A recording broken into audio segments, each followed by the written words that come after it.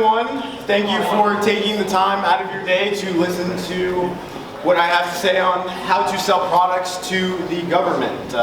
We're going to be discussing how to do business with DLA, the Defense Logistics Agency. There's a couple other mediums for selling products to the government. There's Unison Marketplace. The Air Force has their own user interface, Pros. The Navy utilizes Nico. There's a couple different user interfaces, but this is my bread and butter, and hopefully your bread and butter as well. Their barriers to entry are kind of high, but once you're in, you're in. So just an overview to kind of discuss what we're going to go over today. We're going to be going over familiarity with the DIBBS platform. We're going to talk about crafting winning quotes, what's required for compliance, some bid evaluation insights, so what procurement officers look at and consider when they decide they want to give you guys some of your hard-earned taxpayer dollars back.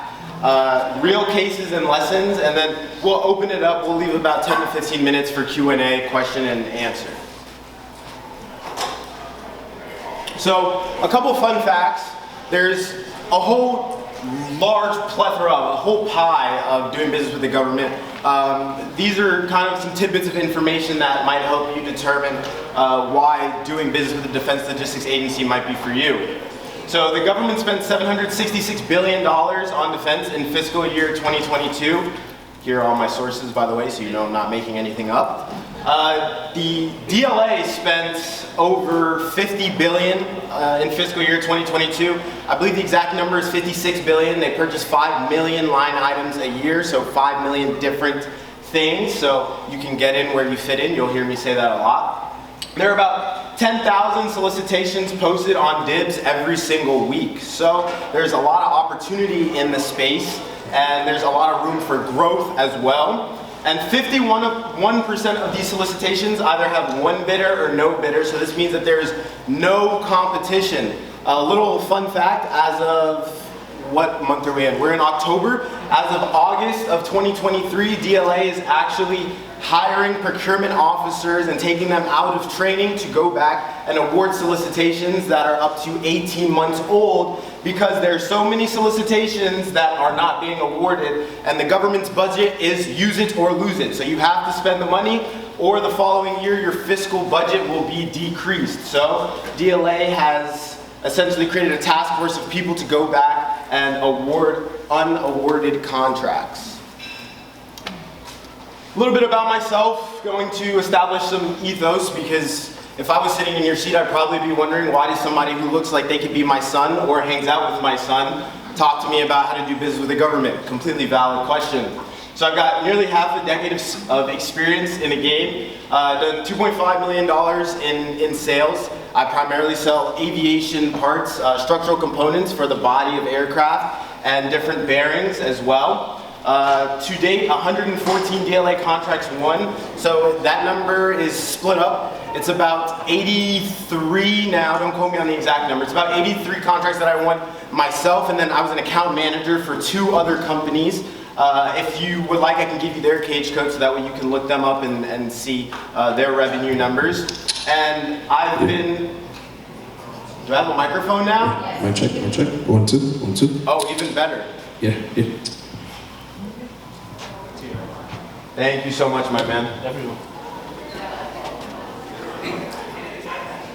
So, I have consulted and taught for over 50 companies. My consulting and educational company, we've been around for a little bit over 2 years, and in that span we've worked with over 50 companies. And I was the senior government bidder at Two Lions Aerospace, my family's company. And as I mentioned, I was an account manager for 2 other companies. And then I recently had and passed an interview with Delta Airlines to join their pilot program to kind of accelerate us to get us to the flight deck. There's a large shortage of aviation professionals, if you don't know.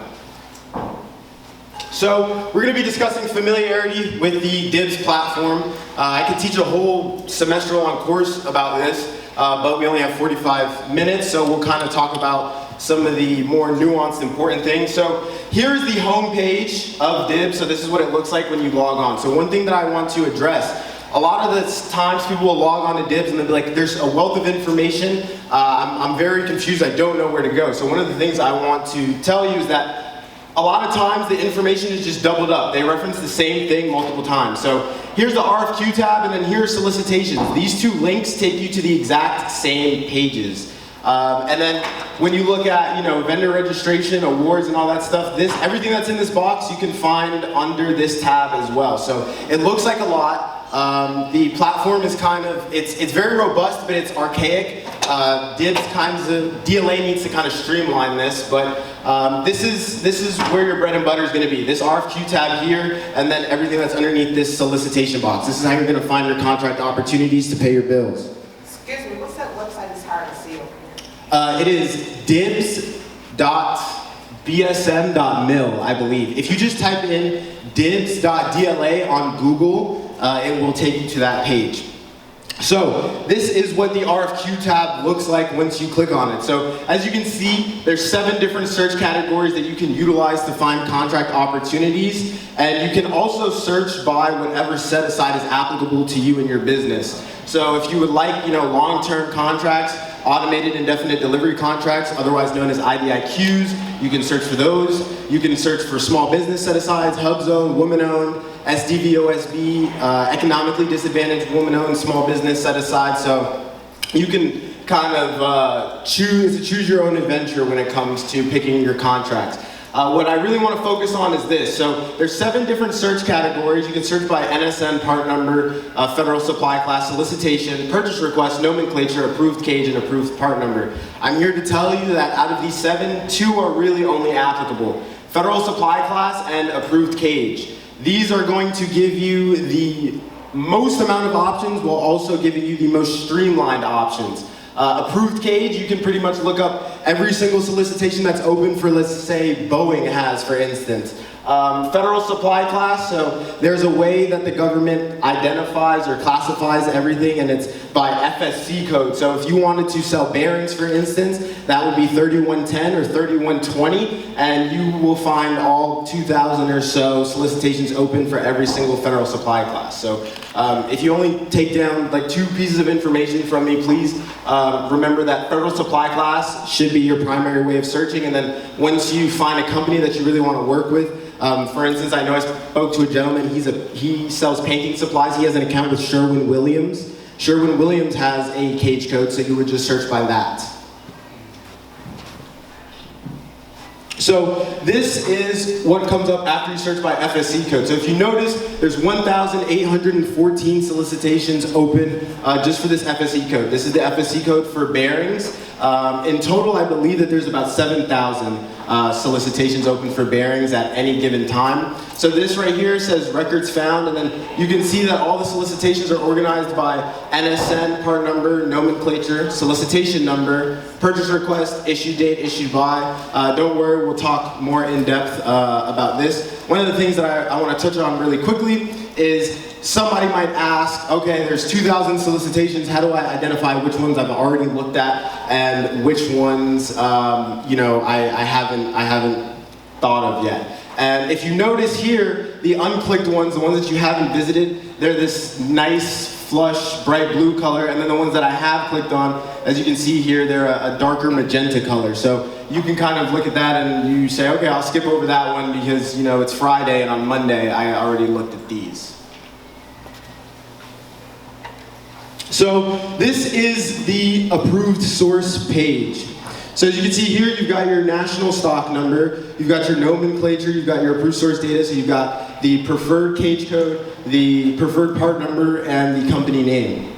So a national stock number, it is a unique identifier for every single item that the government purchases. So the same way that you have a first name, a middle name, and a last name, and then you also have the social security number, the government utilizes a system very similar to that for their parts. So as you can see, the national stock number is broken up into different digits. 3110, if anyone remembers, this is the federal supply class code. So every single NSN that has to do with a part or a class grouping of items that you're searching for will start with the corresponding NSN, and then it's a 13-digit identifier that is unique to that part. NSNs will never ever repeat. Solicitations sometimes can repeat, it is highly, highly likely that the government might require, let's say, 10 chairs. 5 of them go to Virginia, 5 of them go to Ohio for the same solicitation. However, there is this other box right here that says purchase request number. This is unique. This will never ever repeat. You will never see 2 purchase request numbers on one solicitation. However, you can see one solicitation with 2 purchase requests. It's almost like how a square or a rectangle is a square, but a square isn't a rectangle. So just something to be aware of. And then here you can see the quantity. So one thing that I like to harp on, anybody that's ever worked with me, Yasmin can attest to this, not to single you out, but when you look at this number, oftentimes people think that this is each quantity. Could be 49 packs, it could be 49 feet, it could be 49 bundles, it could be any unit of measure. So you do want to be cognizant of this. I see it happen all the time. Quantity is 49, the unit of measure is 5. So it's really, now this becomes more so like 250 each, and people don't price accordingly, and they win the contract, and then they are very, very much so in the red. Now, this is the issue date. This is when DLA published the solicitation. And then this is the return by date. So this is when DLA would like to have the solicitation closed and awarded. But I will tell you, from a DLA webinar that I attended back in 2021, only about 30 to 35% of solicitations get awarded within this week-long time frame. As I mentioned, DLA has a task force of new procurement officers that are going back to award stuff about 18 months in advance, 18 months in the pipeline, if you will. And oftentimes, when you look at the issue date and the return by date, I tell people, you want to find the stuff that's old. You want to find the stuff that's been sitting around that, the big companies are not going after. I don't want the stuff that was issued, 48 hours ago, because Boeing or Lockheed Martin, Northrop Grumman, Raytheon, they have, some intern who looks just like me, my age, and he's sitting there and he's on DIBBS and he's typing in their cage code day in and day out, and they're hunting down those solicitations. You want to look for the stuff that's been sitting, that DLA hasn't awarded, and it's been sitting there for, I prefer stuff that is at least a month old, 1 month to 6 months. That's kind of the sweet spot that I like. It's recent enough where if you do something, if you submit a bid, the contracting officer, they'll get a ping, but it's not new enough to the point where, the big guys, the big competitors are kind of babysitting it. So here we'll talk about crafting winning quotes. So some of the things that you need to consider when you are bidding on a solicitation. So here is procurement history. And one of the things I want to touch on with procurement history, quantity and price have an inverse relationship. So it's like when you buy something at BJ's and you buy a whole pack of toilet paper as opposed to a singular roll at Publix. Obviously, the unit price of the singular roll is going to be more expensive than if you go to BJ's, Sam's Club, Walmart, or whatever the case may be, and you buy, a 12-pack. And then one of the things that a lot of people don't know is DLA reasonably expects a 5% year-over-year increase in price. Now, this could be due to a myriad of things. It could be supply chain shortages. It could be, raw material. It could be just straight up inflation of the US dollar. There's a whole bunch of reasons as to why the price of material increases year over year. And if you look, another fun fact is that whatever DLA pays for a product from one company at one point in the year, for at least the remainder of the calendar year, they expect to pay the same price. So if you look, Jamaica Bearings, who I used to not like, but as soon as I leave, they start doing business with the company. Go figure. They won this contract in 2017, in March of 2017, and they sold it for $243.58. And if you notice, the quantity is 43, right? So you would assume that for a lesser quantity, the price would go up, as this rule suggests. However, when you're doing business with DLA, I always advise you need to tread carefully because it's a relationship business and you don't want to soil their relationship. So even though they were selling a smaller quantity, and I guarantee you that the overhead to make these 25 bearings was definitely higher, they still adhered to the same price that they sold it at in October as compared to the one that they sold it at in March. So 43 units, $243.58, 25 units, $243.58. So that's just a little fun fact. And then when you when you look at the year-over-year change in price, it starts as early as 2011. This one actually went back further, but I couldn't fit it all on the screen. And it was 117 units at $104. And then when you look at Jamaica Bearings, before I beat them out, as you can see, 2 lines aerospace, that's me. It actually sold in 2021 for $281, so the price more than doubled over the course of a decade, and they sold about a quarter of the quantity.